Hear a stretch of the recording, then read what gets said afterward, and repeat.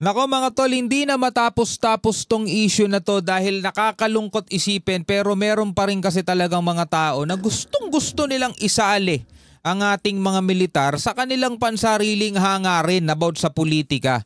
Sabing ganito mga tol, umuugong na naman ang posibilidad ng isang kudeta sa hanay ng military. Sabing ganon mga tol, ewan ko kung sino mga nagpapakalat ng mga ganyang issue. So sabi rito sa report na ating panonoorin mula rito sa News 5, nagbabala si Defense Secretary Gibo Teodoro na baka matulad tayo sa gulo sa Myanmar kung tuluyang mag-aaklas ang mga sundalo. Nakiusap naman ng AFP na wag na silang idamay sa politika. Ang kukulit din kasi mga tol talaga no? Hindi nila kaya ang maiangat ang sarili nila. So ang gusto nilang mangyari, guluhin muna bansa. No?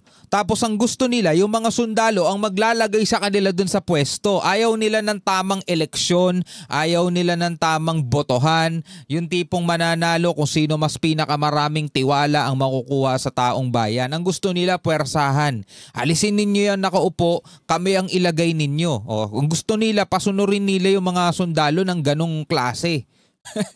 Di ba? Yun naman talaga ang mga tol na mangyayari. Gusto nila makialam ang mga sundalo. Diba? Sa pamamagitan ng paglalabas nila ng samot-saring issue, diba?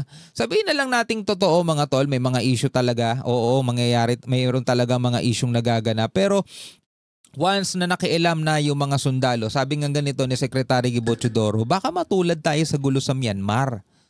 Diba?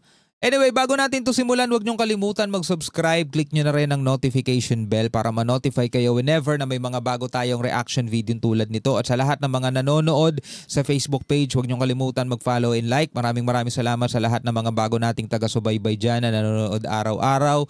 Nagbibigay ng sarili nilang komento sa comment section sa ibaba. Maraming salamat. Huwag na natin patagalin pa. Panoorin na natin to mga tol.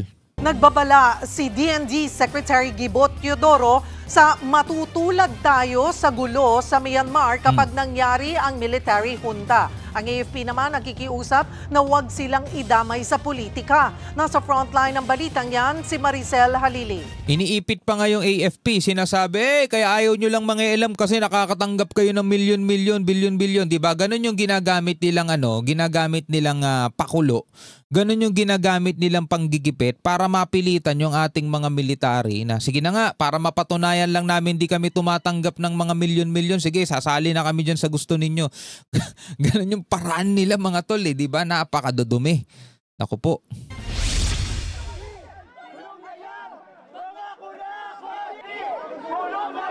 Sumugod sa harap ng opisina ng Independent Commission for Infrastructure ang mga rallyista. Naghahanap sila ng pananagutan sa mga opisyal kasunod ng issue sa katiwalian. Patikim pa lang ito sa malawakang rally kontra korupsyon sa November 30, kung saan umuugong na naman ang planong kudeta at pagsasailalim sa Pilipinas sa military junta kung saan mga militar ang mamumuno sa gobyerno. Mga militar ang mamumuno sa gobyerno mga tol. Yun ang gustong mangyari. Yun ang gustong mangyari mga tol. Pero si Defense Secretary Gibo Teodoro nagbabala. Ekonomiya daw ng bansa ang matinding tatamaan ng ganitong balak. Hindi ka i-recognize ng ibang mga bansa. If i-freeze yung mga accounts mo, hindi ka maaring makipagnegosyo. Hindi ka pwede mag-remit. So, paano ka mabubuhay? Ang bubuhay lang sa'yo, kokonting bansa. Isa na yung China. Babala ni Isa na yung China. So sino kaya may gusto nito mga tol, no? Sabing gano'n, no? Ilang bansa lang ang bubuhay sa'yo. Isa na yung China. So kapag binubuhay na tayo ng China, so kontrolado na nila tayo. Sila bumubuhay sa atin mga tol. Sila nagpapakain sa atin Diba? Pwede na nilang hingin kung ano yung gusto nilang hingin. Mga tol, syempre palakpakan yung mga pro-China dyan. Di bali na, masakop tayo ng China, at least yayaman tayo. May mga ganun pa silang sinasabi mga tol. Diba?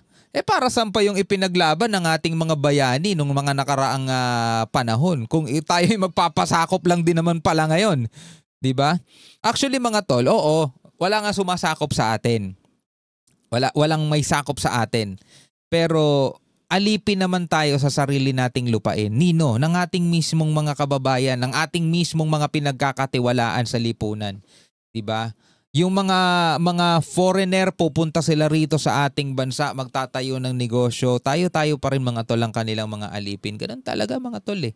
Imbis na halimbawa sila sa ibang bansa, di ba? Magtatayo sila ng negosyo nila.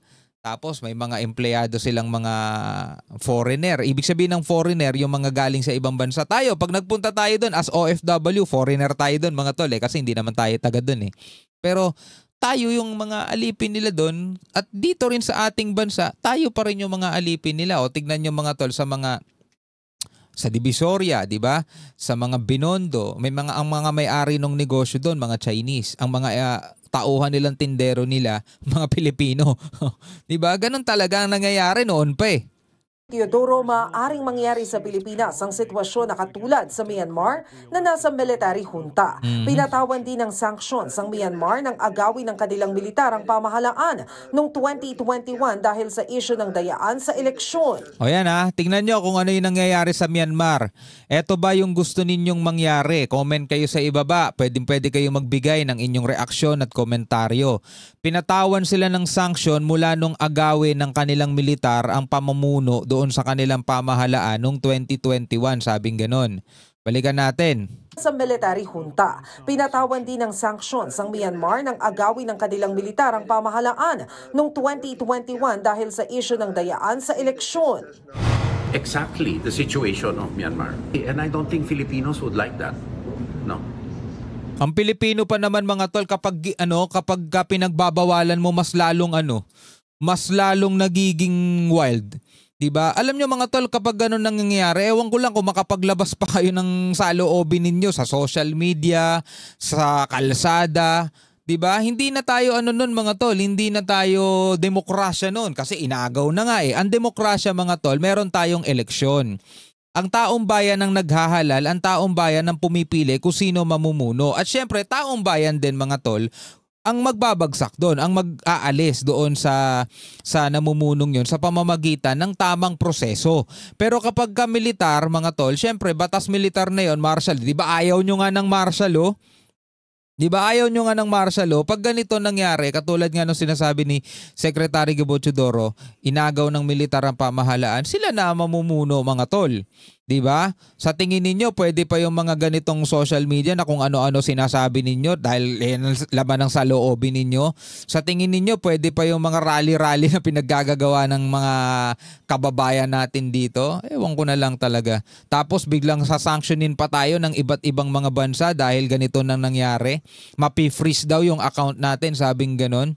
O kay Secretary Gibo Teodoro na nanggaling yan ako nanonood lang naman ako, nakikinig lang naman ako.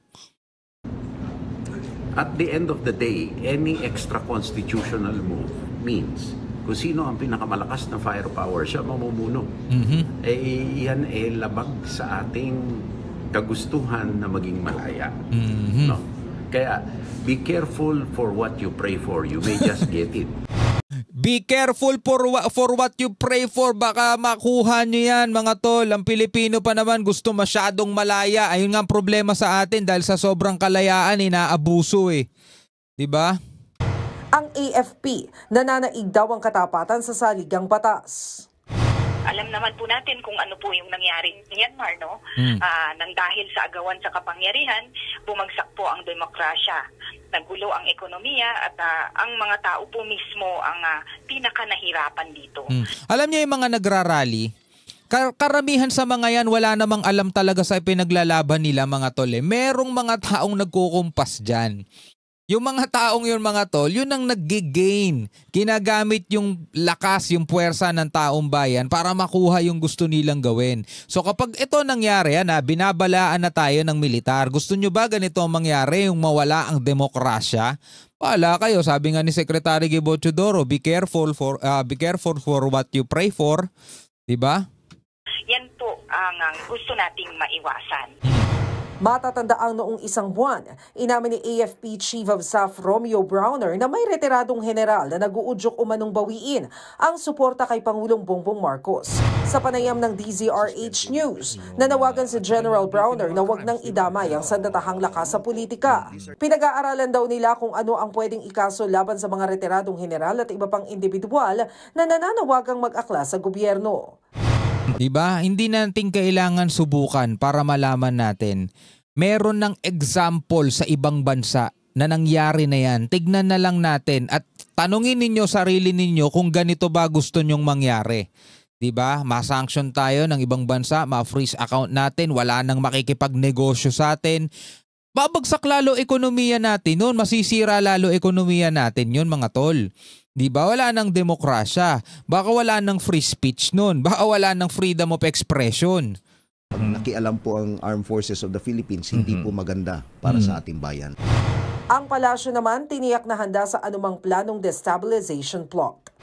Ito po ba ay galing sa mga obstructionists, fake news peddlers? Kung ito po ay kumakalat at nakita nyo kung saan galing at maituturo nyo na malamang ito ay mula sa mga nagnanais na paalisin ng Pangulo sa pwesto, wag po natin paniwalaan. Pero handa naman po ang gobyerno sa anumang maaaring palaki nila.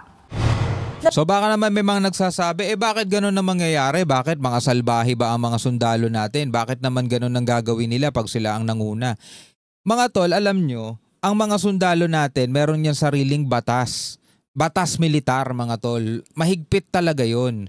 Hindi ka pwede basta-basta magrarally sa kalsada, di ba? Hindi pa pwede yon. Iba na nga kasi nga wala na nga sa konstitusyon di ba? At isa pa mga tol, hindi rin natin mapipigilan na magiging reaksyon ng buong mundo. Katulad nga nung sinasabi ni Secretary Gibo na ma-freeze account natin, wala namang ikipagnegosyo sa atin, 'di ba? Magkakaroon tayo ng mga sanctions kasi nga hindi na yung mismong konstitusyon natin ang umiiral Ano na inagaw na nga ng militar yung pamahalaan So sila na nga yung mangunguna So ang ipapatupad nila is yung batas na meron sa militar, stricto. Diba? Tanungin nyo na lang ulit sarili ninyo kung gano'n ang gusto ninyong mangyari. Sinasabi na nga ng military, hindi magiging maganda yan. Huwag nyo na silang idamay.